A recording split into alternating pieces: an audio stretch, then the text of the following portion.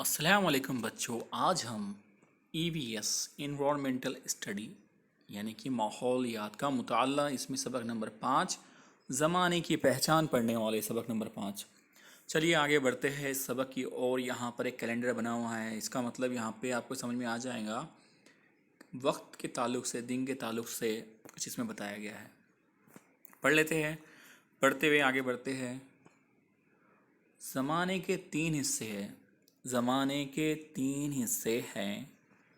जो गुज़र गया वो माजी, जो जारी है वो हाल, और जो आने वाला है वो मुस्तकबिल। तो यानी ज़माने को हम जो है तीन हिस्सों में बांटते हैं। कितने हिस्सों में बांटते हैं? तीन।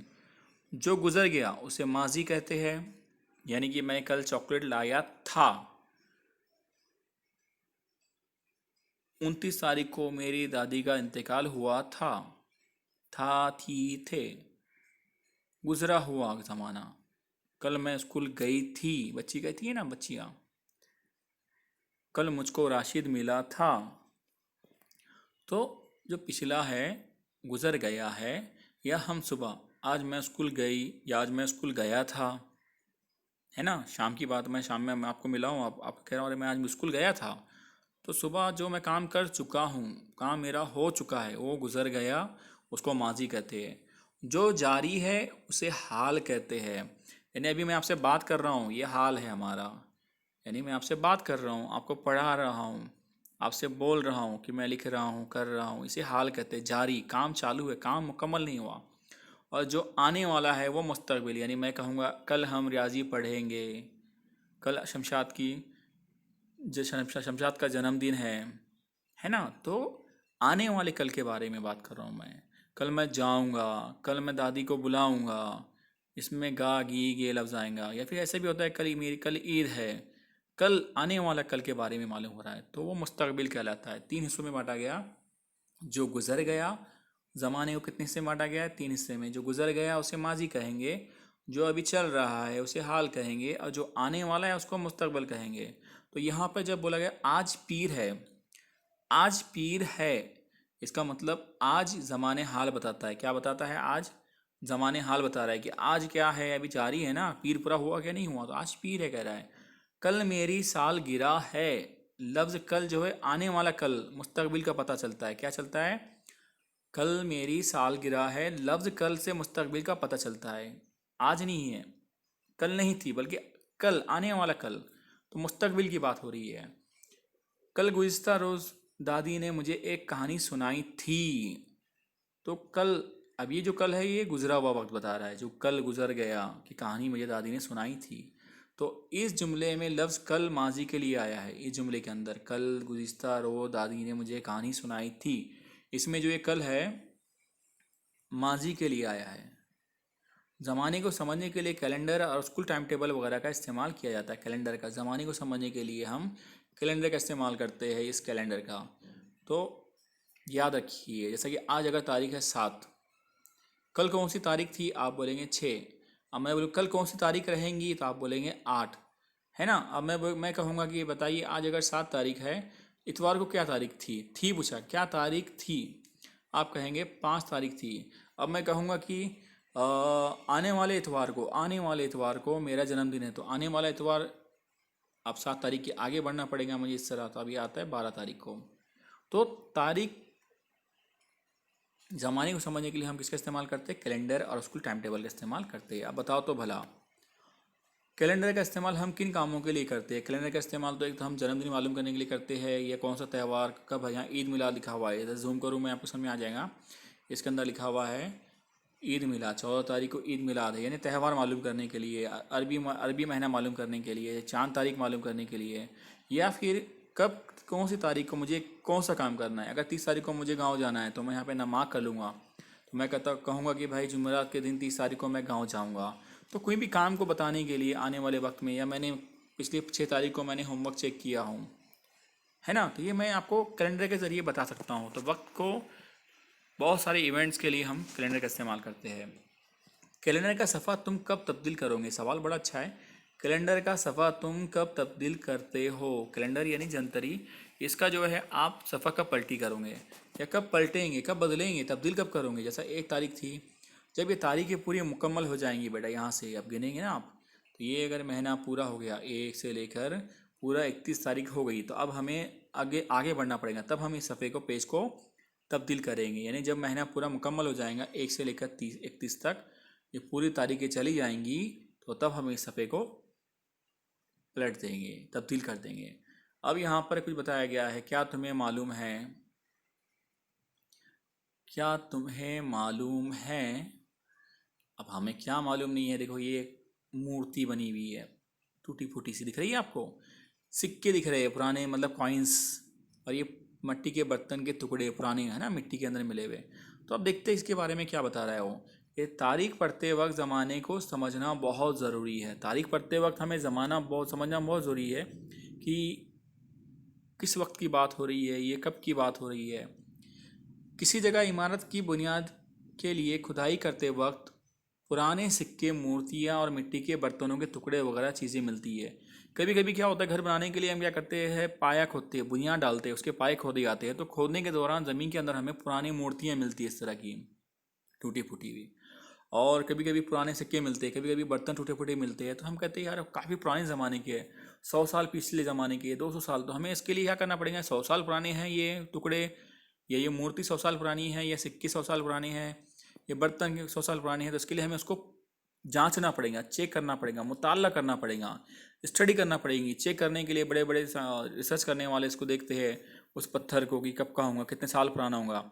तब हमें मालूम होता है कि ये मूर्ति 100 साल पुरानी है, सिक्के 200 साल पुराने हैं, ये बर्तन तो 500 साल पुराने हैं। तो ये चीज़ें किसी ज़माने की है, इसका मुताला किया जाता है। तो चीज़ों को पहले देखते हैं हम, जो हमें खोद के दौरान मिले थे, घर बनाते वक्त, खोदते वक्त हमें ज़मीन के अंदर मिल गए थे, हमने उसको देखा, निकाल कर उसके बारे में मालूम किया।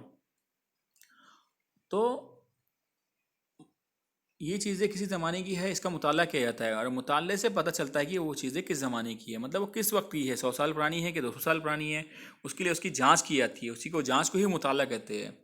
और उसके बाद कहा था कि ये 100 साल पुरानी चीज़ है, या 200 साल पुरानी चीज़ है, 1000 साल पुरानी चीज़ है। आओ दिमाग पर जोर दें।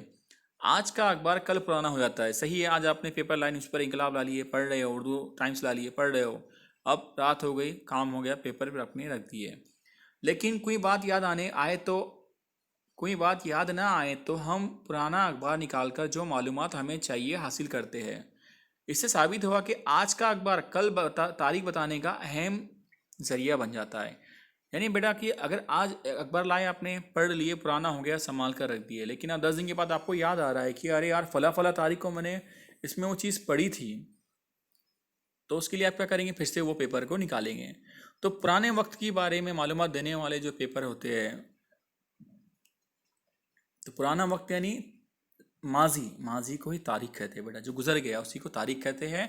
और इससे हमें पता चलता है कि फला तारीख में क्या हुआ था, कि 9 तारीख को भी ऐसा हुआ, 10 तारीख को इस तरह हुआ, पिछले 15 तारीख को ईद थी।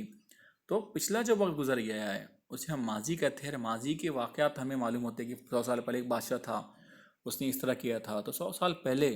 तो ये उसकी तारीख मालूम हो रही है हमें कि 100 साल पुरानी बात है, तो वो तारीख 100 साल पुरानी तारीख हो रही है। वो ज़माना हमें मालूम हो रहा है कि 100 साल पुराना ज़माना है। तो पुराने ज़माने के बारे में जो मालूमात मिलती है उसे हम तारीख कहते हैं। अब यहाँ कह रहा है वो बताओ तो भला, बड़ा आसान है कि ज़माने का हिसाब लगाने के लिए कई ज़राए का मुताला किया जाता है। किन ज़राए का इस्तेमाल किया जाता है, मैं फिर से दोहरा रहा हूँ, शायद मैं यहाँ पे रवानी में कुछ और बोल गया।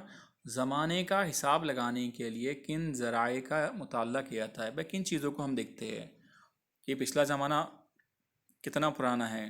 तो ज़माने को समझने के लिए हमने उसे सेकंड, मिनट, घंटा, दिन, रात, हफ्ता, अशरा, महीना, साल में तकसीम किया है। वक्त को, यानी ज़माना यानी वक्त है बेटा, गुजरा हुआ वक्त जो है उसको हमने बांटा हुआ है। तो वक्त और ज़माने की जो है सब में छोटी इकाई है वो है सेकंड, उससे बड़ी इकाई है मिनट, उससे बड़ी इकाई है घंटा, उससे बड़ी इकाई है दिन, उससे बड़े होते और रात, उससे बड़ी इकाई है हफ्ता, और उससे बड़ी इकाई है अशरा यानी 10, महीना यानी महीना, और साल यानी साल। तो बेटा मुझे बताइए, सब में छोटा होता है सेकंड। कई सेकंड, 60 सेकंड मिलके बनता है 1 मिनट, याद है आपको, रियाजी में हमने पढ़ा है। और 60 मिनट मिलके बनता है 1 घंटा, और इस तरह 12 घंटों का बनता है दिन और 12 घंटों की रात बनती है, मिला के बनता है एक यौम। और ऐसे 7 दिन, एक यौम यानी एक दिन, और एक दिन का और 7 दिन का होता है हफ्ता, और 10 दिन का होता है अशरा, और 30 दिन का होता है महीना, और फिर 12 महीनों का होता है साल। तो वक्त को हमने अलग अलग हिस्सों में बांट दिया है। तो इससे क्या होता है, वक्त का हिसाब रखने में बड़ी आसानी होती है। इस तरह से हम क्या कर सकते हैं, वक्त का हिसाब रख सकते हैं। आब घड़ी, आब यानी पानी, पानी की घड़ी। घड़ी और कैलेंडर वक्त को नापने के पैमाने हैं, याद रखिए। आब घड़ी, घड़ी और कैलेंडर वक्त को नापने के यानी ज़माने को नापने के पैमाने, वक्त को नापा जाता है इसके ज़रिए से, याद रखिए आप। ये आब घड़ी है, दिख रहा है आपको, ये पानी के अंदर एक प्याले के अंदर प्याला रखा हुआ है, हो गया। और ये रेत की घड़ी है, ये लकड़ी का बना हुआ है स्टूल, इसके अंदर जो है कांच का प्याला है दो, इसमें रेत होती है, और ये एक एक घंटे को दर्शाती है। जब यहाँ से पूरा इधर चला जाता है तो 1 घंटा हो जाता है, इसको फिर पलट दिया जाता है, फिर वो ऊपर से फिर नीचे गिरती रहती है, फिर पूरा वो नीचे तक यहाँ पे जमा हो जाता है पूरा इस तरह, तो ये 1 घंटा हो जाता है, ऐसा पलटा दिया जाता है। और ये कैलेंडर पूरा 1 महीने के लिए इस्तेमाल होता है। तो वक्त को नापने के लिए हमने उसको बांट दिया है। अब क्या तुम्हें मालूम है, ज़रा इसको पढ़ लेंगे हम।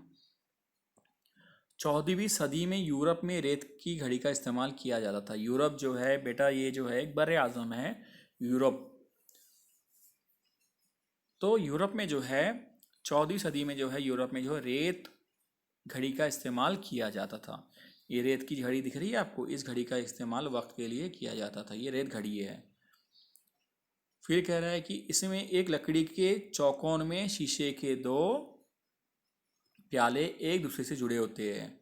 शीशे के दो प्याले एक दूसरे से जुड़े होते हैं, दिख रहा है आपको। मैंने कहा ना, ये लकड़ी का एक चौकोन बना हुआ है इस तरह, और इसके अंदर शीशे के दो प्याले हैं, लेकिन आपस में ये प्याले जो है जुड़े हुए हैं, दिख रहा है आपको। ये एक प्याला इस तरह आपस में लेकिन जुड़े हुए हैं, हाँ, ताकि ऊपर से जो भी रेत है नीचे अंदर गिरे, और रेत का एक प्याला दूसरे प्याले में जा सके, रेत एक प्याले से दूसरे प्याले में जा सके, ऐसे सुराख होते हैं उसके अंदर। तो उन दो प्यालों में से ये जहाँ पे बना हुआ ना, ये प्याला आपको दिख रहा है इस तरह, फिर ये इस तरह करके इस तरह प्याला बना हुआ है, ये रेत घड़ी है। तो इसमें से जो रेत है सुराख के जरिए से नीचे आ रही है। तो जो है ये रेत एक प्याले से दूसरे प्याले में जा सके, ऐसे सुराख उसके अंदर होते हैं। फिर एक प्याले में बारीक सूखी रेत, तो एक प्याले में बारीक सूखी रेत जिसे बालू कहते हैं, डालकर उस प्याले के सुराख से पूरी रेत 1 घंटे में दूसरे प्याले में गिर जाए, इसका इंतज़ाम किया जाता है। पूरी रेत नीचे के प्याले में गिरते ही उसे फौरन उलट कर रख दिया जाता था। इस तरह 1 घंटा गिना जाता था। ऐसी रेत घड़ी भारत में भी इस्तेमाल की जाती थी। ये सिर्फ यूरोप में ही नहीं, हमारे देश में भी इस्तेमाल की जाती थी। देखिए बेटा, जब मैंने कहा ना, इसके अंदर जो पूरी रेत यहाँ पे भरी हुई है, जब ये पूरा भरा हुआ होता है और इसको जैसा ये भर नीचे, बस चले यहाँ बताता हूँ आपको, नीचे का पूरा हिस्सा भर गया, मतलब ये पूरा डब्बा नीचे का कांच का हिस्सा भर गया, मतलब 1 घंटा हो गया। जैसे ही पूरा हिस्सा भर जाता था, ऊपर रेत खत्म हो जाती, तो इसको पलट दिया जाता था, इसको ऊपर और इसको नीचे कर दिया जाता था। तो ऊपर वाला हिस्सा फिर भरा हुआ रहता था रेत से, और नीचे वाला हिस्सा जो खाली रहता था, अब ये भरा हुआ जैसा जैसा नीचे गिरेगा, जमा होता जाएगा, तो ये पूरा प्याला भर जाएगा, तो 1 घंटा हो गया। 1 घंटा हो गया था, उसको पलट दिया जाता था। तो ये घड़ी सिर्फ यूरोप में ही नहीं बल्कि हमारे देश भारत में भी इस्तेमाल की जाती थी। अब आपको एक काम करना है, इन फ्रेम में यहाँ पे दिख रहा है आपको, क्या करना है देखिए, आओ करके देखिए। माजी और मुस्तकबिल की अपनी तस्वीरें नीचे दिए हुए चौकोन में चिपकाए, और 20 साल बाद आप कैसे नज़र आएंगे ये तस्वुर कीजिए। तो आपको क्या करना है, यहाँ पर मैं बचपन में ऐसा था, आपको यहाँ फ़ोटो चिपकानी है, माजी में गुजरा हुआ वक्त। अब मैं ऐसा हूँ, अभी की फ़ोटो इसके अंदर लगा दीजिए, हाल में। अब आने वाले 20 साल बाद आप कैसे नज़र आएंगे, आपको यहाँ पे तस्वीर बनानी है अपनी, छोटी सी तस्वीर। ये आपको क्या लगता है आप कैसे नज़र आएंगे? तो पहले पहले डब्बे में क्या करना है, यहाँ पे बचपन की तस्वीर लगानी है आपकी, और यहाँ पर अभी की तस्वीर लगानी है, अभी आप कैसे लगते हो, और यहाँ पर आपको अपनी तस्वीर बनानी है, आने वाले 20 साल बाद मैं ऐसा हो जाऊँगा। सोचना है, वो तो अल्लाह बताएगा कैसे हम देखेंगे। फिर बताइए तो भला, हम ज़माने को अलग अलग तरीक़ों से क्यों तकसीम करते हैं? हमने ज़माने को 3 हिस्सों में क्यों बांटा है? क्योंकि काम करने में आसान हो। गुजरा हुआ वक्त है उसको माजी बोलेंगे, जो चल रहा है उसको हाल बोलेंगे, आने वाले कल को मुस्तकबिल बोलेंगे, ताकि काम करने में सहूलत हो। तो यहाँ पे इसका जवाब है। सवाल था कि हम ज़माने को अलग अलग तरीक़ों से क्यों तकसीम करते हैं? तो अपने कामों की सहूलत के लिए हम अलग अलग तरीक़ों से ज़माने की तकसीम करते हैं। काम की सहूलत के हिसाब से हम वक्त को बांट देते हैं, ज़माने को। तो मसलन अभी, अभी अभी बोलते ना, अभी मैं जा रहा हूँ, थोड़ी देर पहले, थोड़ी देर पहले, थोड़ी देर बाद, या फिर हम बोलते हैं आज, कल, परसों। ये जैसे अल्फाज वक्त का हम इस्तेमाल करते हैं, और वक्त हम दिल ही दिल में ज़माने का हिसाब लगाते हैं। अब क्या करते हैं हम लोग, है ना, क्या करते हैं, इसके अंदर लफ्ज़ जो इस्तेमाल कर रहे हैं कि अभी, थोड़ी देर, अभी, थोड़ी देर पहले, थोड़ी देर बाद, आज, कल, परसों जैसे अल्फाज का इस्तेमाल करते वक्त हम दिल ही दिल में वक्त का और ज़माने का हिसाब लगाते हैं। हमने क्या सीखा इस सबक में, देखिए, अपने कामों की सहूलत के लिए हम ज़माने को तकसीम करते हैं। ज़माने को इंसान ने अपनी सहूलत के लिए बांटा है, मुस्तकबिल, हाल और माजी में। और इसके लिए हम क्या करते हैं, लफ्ज़ इस्तेमाल करते हैं वक्त को गिनने के लिए, सेकंड, मिनट, घंटा, दिन, रात, अशरा, हफ्ता, साल, महीना। लेकिन क्या इसके अलावा जो लफ्ज़ इस्तेमाल करते हैं, अभी, अभी मतलब हाल, थोड़ी देर पहले मतलब माजी, या बाद में, या आने वाले वक्त में, ये अल्फाज इस्तेमाल करके हम ज़माने का हिसाब लगाते हैं। फिर हमने क्या सीखा, ज़माने को समझने के लिए घड़ी इस्तेमाल की जाती है, कैलेंडर, स्कूल टाइम टेबल, इन ज़राए का इस्तेमाल किया था। ज़माने को समझने के लिए हम किस किस का इस्तेमाल करते हैं, घड़ी, कैलेंडर, स्कूल का टाइम टेबल वगैरह का इस्तेमाल हम लोग इस्तेमाल किया जाता है। ज़माने की तकसीम के वक्त हम, अब ज़माने को बांटने के लिए हम क्या करते हैं, सेकंड, मिनट, घंटा, दिन, रात, हफ्ता, अशरा, महीना इस्तेमाल करते हैं। यानी 20 साल, यानी 10 सेकंड पहले की बात, 20 मिनट पहले की बात है, 2 घंटे पहले की बात है, एक दिन पहले की बात है, अरे कल रात की बात है, एक हफ्ते पहले की बात है, अरे एक अशरा हो गया, रमज़ान का एक अशरा हो गया, अरे 1 महीना पहले तो बात हुई थी मेरी उससे, अरे 1 साल पहले मैं उससे मिला था। तो ये हम वक्त को जो है इस तरह तकसीम करके इस्तेमाल करते हैं। पुरानी चीज़ें या इमारतें, सिक्के, मिट्टी के बर्तन के टुकड़े या अतराफ में पाए जाने वाली तारीखी चीज़ें के ज़रिए हम ज़माने का पता चलता है। अगर हम किसी इमारत की खुदाई करते हैं, या कोई पुरानी इमारत है, उसके अंदर हमें सिक्के मिलते हैं, मिट्टी के बर्तन मिलते हैं, टुकड़े मिलते हैं, तो हम उसकी स्टडी करते हैं बेटा, और उसकी स्टडी यानी उसका मुताला करते हैं, उसकी जांच करवाते हैं। इससे हमें मालूम होता है कि वो कितनी पुरानी चीज़ है, और उसको हम उस ज़माने के बारे में जानते हैं कि 100 साल पुराना वक्त था मतलब पुराना ज़माना था, 200 साल पुराना वक्त था मतलब 200 साल पुराना ज़माना था। इससे हमें वक्त और ज़माने का पता चलता है। गांव माहौल की तारीख समझने में इससे मदद मिलती है कि वो ज़माने में उस गांव में कैसे कपड़े पहने जाते थे, किस तरह के बर्तन इस्तेमाल किए जाते थे, किस तरह के घर बने होते थे, ये उसमें हमें सीखने मिलता है। अब जवाब देना है आपको, यहाँ पर एक जुमले में जवाब देना है बच्चों। चलिए आगे बढ़ते हैं मस्क की ओर। ज़माने का हिसाब लगाने के लिए किन ज़राए का इस्तेमाल किया जाता है, ज़माने का हिसाब लगाने के लिए किन ज़राए का इस्तेमाल किया जाता है, यहाँ पर आपको बताया गया था।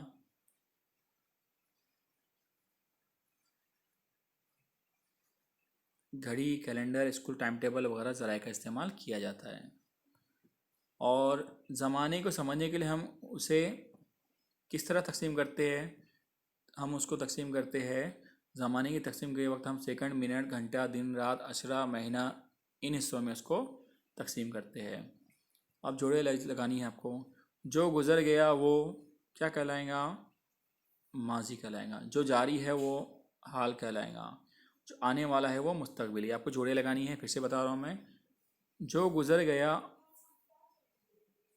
वो माजी है, जो जारी है वो हाल है, जो आने वाला है वो मुस्तकबिल है। फिर से देखिए, जो गुज़र गया वो माजी, जो जारी है वो हाल, जो आने वाला है वो मुस्तकबिल। हो गई, जोड़ी लग गई।